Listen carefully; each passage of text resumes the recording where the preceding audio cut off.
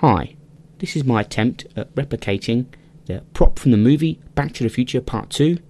This of course is the Mattel Hoverboard used by Marty McFly. I used Photoshop and Illustrator to create the graphics for the top and the bottom of the board. Here you can see I made a template in Illustrator to help me work out the sizes and dimensions of each of the elements. Hover pads, battery pack, hover pad mounts.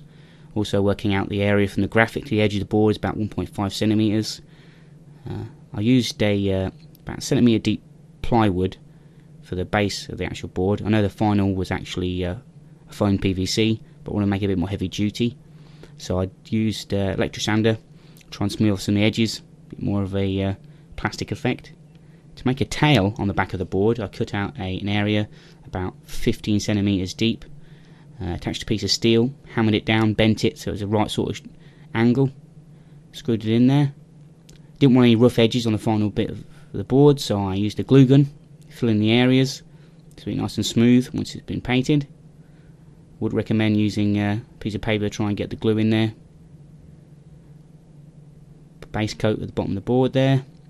You can see I was cutting the stencils out now. The hover pad, the smallest area is the same size as a CD. It's quite useful cutting out. It's very difficult to cut out round circles without anything to cut against. You see all the different elements cut out of card.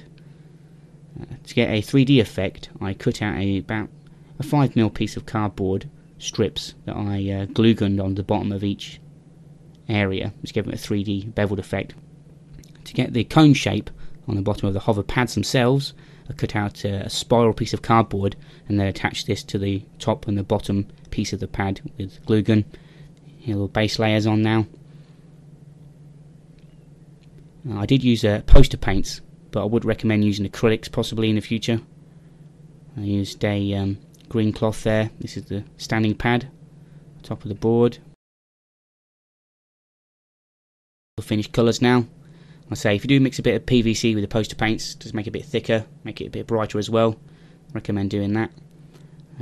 PVC paints there are a bit too dull, so I bought some fluorescent pink paint, which I thought was a bit too much at the time, but as it dried, it pretty much accurate to the movie prop. Drilled the hole there. I used double-sided tape to attach the graphics to the board. I also laminated the graphics using laminate normally used for books, but it's very difficult to get not without any air balls in it, so I do recommend taking your time with that.